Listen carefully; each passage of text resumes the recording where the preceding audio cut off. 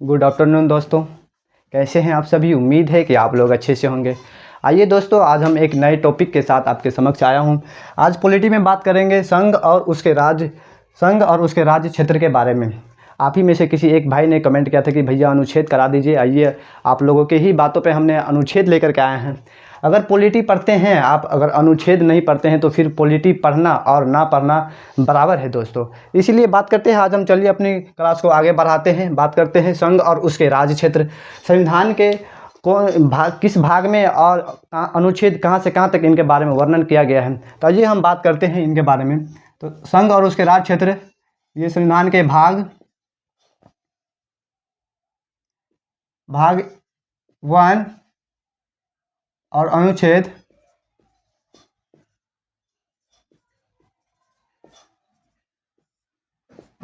1 से 4 तक इनके बारे में वर्णन किया गया है। ठीक है दोस्तों, आइए हम बात करते हैं अनुच्छेद 1 के बारे में।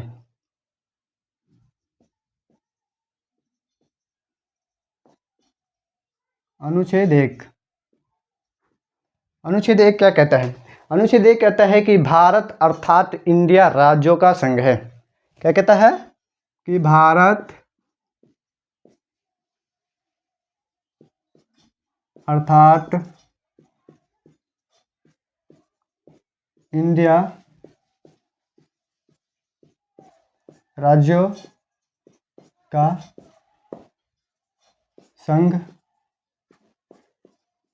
है। इनका क्या मतलब है कि भारत अर्थात इंडिया राज्यों का संघ है। ये जो संघ आप देख रहे हैं ना, ये संघ बहुत कीमती वर्ड है यहाँ पर। इसका मतलब ये हुआ कि भारत के अंदर 28 सभी वर्तमान में 28 राज्य और 8 केंद्र शासित प्रदेश हैं। वो चाहकर भी देश से अलग नहीं हो सकते। ये संघ, इन संघ के बारे में बताएं। संघ के बारे में बात करें तो संविधान में इस संघ के बारे में यूनियन शब्द का प्रयोग किया गया है। यूनियन शब्द का प्रयोग किया गया है, ना कि फेडरल शब्द का प्रयोग किया गया है। संघ एक और संघ का ही मतलब होता है फेडरल। ठीक है दोस्त, इंग्लिश में फेडरल का मतलब भी होता है संघ और यूनियन का मतलब भी होता है संघ। फेडरल, ना कि इन शब्द के बारे में प्रयोग किया गया है हमारे संविधान में। ये संघ यूनियन शब्द का प्रयोग किया गया। यूनियन शब्द का मतलब ये होता है, यूनियन का मतलब ये हो गया कि देश में कोई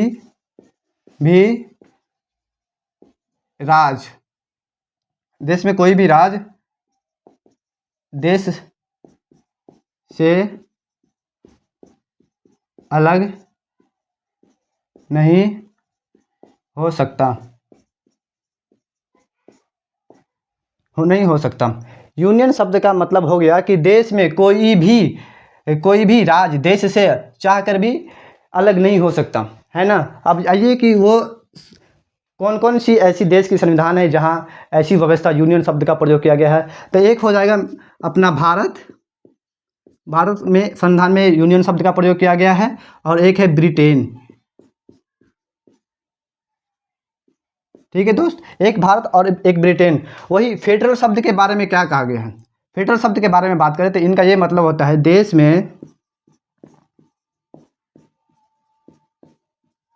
में कोई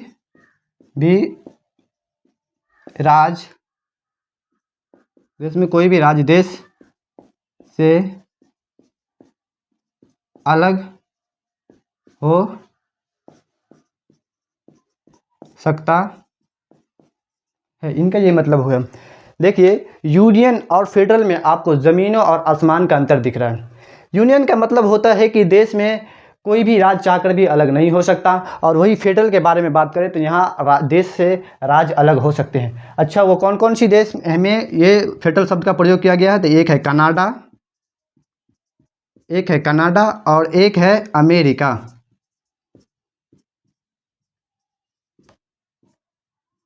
एक है अमेरिका और एक है कनाडा। अमेरिका और कनाडा के अंदर उसके संविधान में फेडरल शब्द का प्रयोग किया गया है।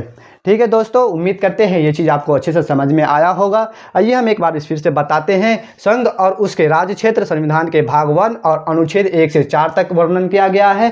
फिर बात करें अनुच्छेद 1 के बारे में, तो भारत अर्थात इंडिया राज्यों का संघ है। आप तो समझ गए होंगे संघ के बारे में कि देश में वो राज्य जो किसी भी अब कितने भी चाहे वो अलग नहीं हो सकते। फेडरल का मतलब वही होता है कि आप देश से अलग हो सकते हैं। उम्मीद करते हैं यहाँ तक आपको समझ में आया होगा।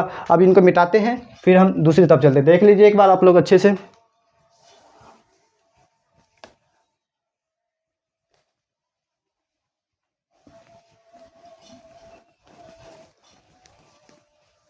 अब बात करते हैं आर्टिकल 2 के बारे में। अनुच्छेद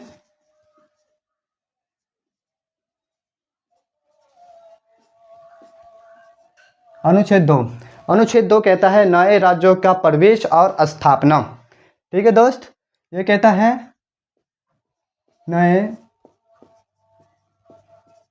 राज्यों का प्रवेश या स्थापना।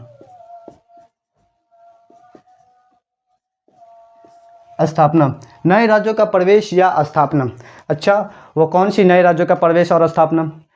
अगर खुदा न खास्ता हमें लाहौर को भारत में मिलाने का अवसर मिले तो हम किस अनुच्छेद के तहत मिलाएंगे? तो वो वही अनुच्छेद है, 2 अनुच्छेद के तहत मिलाएंगे। ठीक है दोस्तों, जैसे कि आपको याद होगा कि 35वां संविधान संशोधन 35वां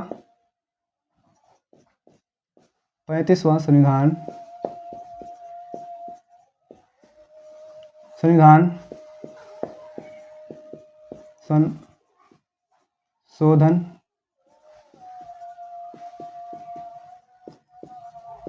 अधिनियम 1974 में सिक्किम को भारत में सह राज्य का दर्जा दिया गया था। आप लोग तो इन चीज़ से परिचित होंगे। सिक्किम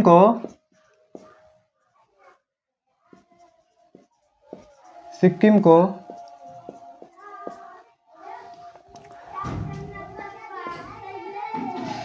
सह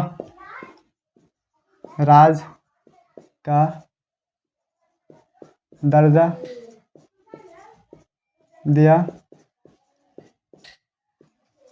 दिया गया था। ये इसी आर्टिकल 2 के तहत ही सिक्किम को भारत में सह राज्य का दर्जा दिया गया था। फिर आर्टिकल उसके एक साल बाद यानी 36वां संविधान संशोधन 1975 में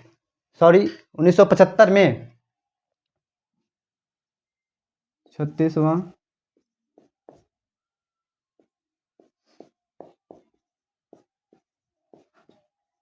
संविधान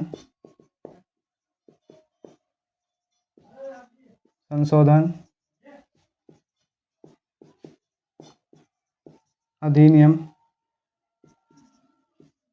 1975 में सिक्किम को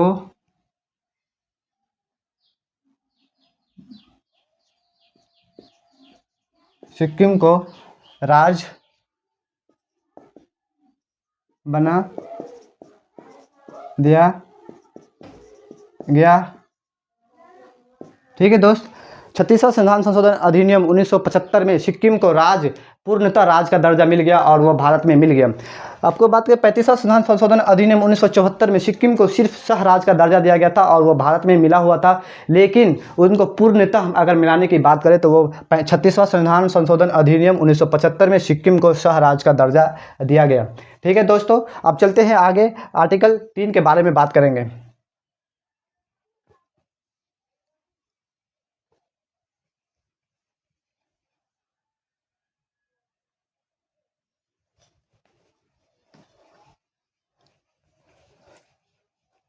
अब बात करते हैं अनुच्छेद 3 के बारे में।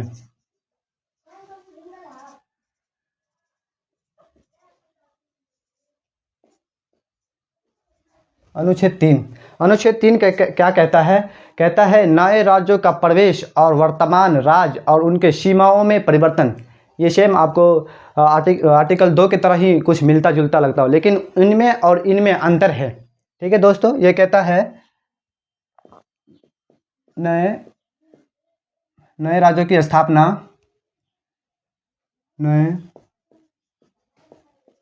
राज्यों की स्थापना और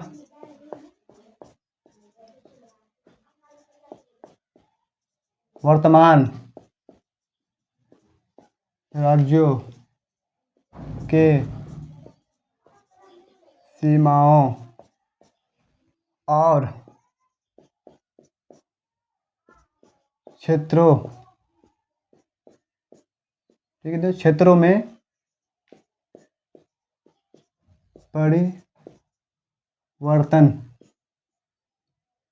परिवर्तन, ठीक है दोस्त।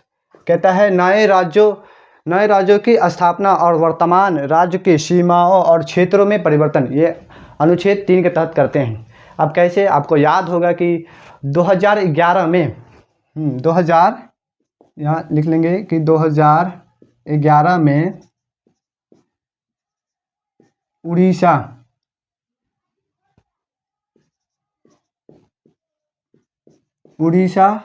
को उड़ीसा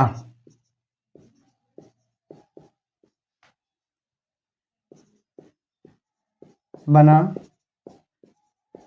दिया गया। ये आर्टिकल 3 के तहत होते हैं। 2011 में उड़ीसा को उड़ीसा बना दिया गया, ठीक है दोस्त। ये आर्टिकल 3 के तहत होता है। इनका यह मतलब होता है, अगर वर्तमान राज्य, जैसे कि हमारे देश में 28 राज्य है, अगर उनमें से बिहार का नाम बदलना हो, बिहार को विहार करना है, अगर कोई भी चीज़ उनको अलग, उन बिहार को अगर तोड़ के कोई दूसरा और राज्य स्टेट बनाना है, तो ये आर्टिकल 3 के तहत आएंगे, ठीक है, ना कि 2 के तहत। 2 का ये बाहरी क्षेत्र, 2 के अगर बारे में बात करें तो ये बाहरी क्षेत्र, जैसे लाहौर को अगर भारत में मिलाना हो तो वो आर्टिकल 2 के तहत मिलाएंगे। उम्मीद करते हैं यहाँ तक आपको पूरा क्लियर होगा। अब हम आर्टिकल बात करते हैं, ये लास्ट आर्टिकल है, आर्टिकल 4, अनुच्छेद आर्टिकल 4 के बारे में बात करते हैं। आर्टिकल 4 कहता है, आर्टिकल 2 और आर्टिकल 3 में बनाए गए कानून संविधान संशोधन नहीं माने जाएंगे। कहता है, इनको हम लिख सकते हैं, आर्टिकल लिखते हैं तो शॉर्ट आर्ट में लिखते हैं, शॉर्ट में लिखते हैं। ये आर्टिकल मतलब होता है आर्टिकल, इंग्लिश में कहते हैं।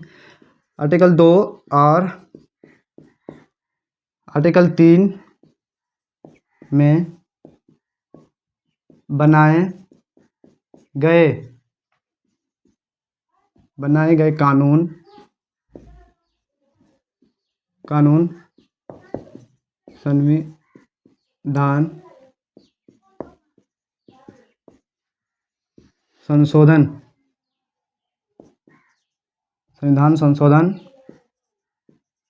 नहीं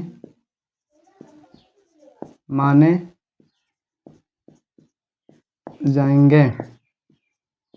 इनका ये मतलब हुआ है, आर्टिकल 4 कहता है कि आर्टिकल 2 और आर्टिकल 3 में बनाए गए कानून संविधान संशोधन नहीं माने जाएंगे। इनका ये मतलब हो गया कि अगर आर्टिकल 2 में और आर्टिकल 3 में अगर कोई संशोधन करना है तो इसके लिए संविधान संशोधन नहीं किया जाएगा, ये पूर्णतः लागू हो जाएगा। ये आपस में ही राज्य सरकार, केंद्र सरकार मिलकर उनका काम और निपटारा कर लेंगे, ना कि इनके लिए संविधान संशोधन अलग से किया जाएगा। ठीक है दोस्तों, उम्मीद करते हैं यहाँ तक आपको पूरा समझ में आया होगा और ये चीज़ आप लोगों के लिए हेल्पफुल साबित हो। आप लोग, उम्मीद करते हैं आप लोगों से कि ये चीज़ आप लोग रिवीजन करके आएंगे। मिलते हैं हम नेक्स्ट वीडियो में किसी आगे के टॉपिक के साथ। मिलते हैं। जय हिंद।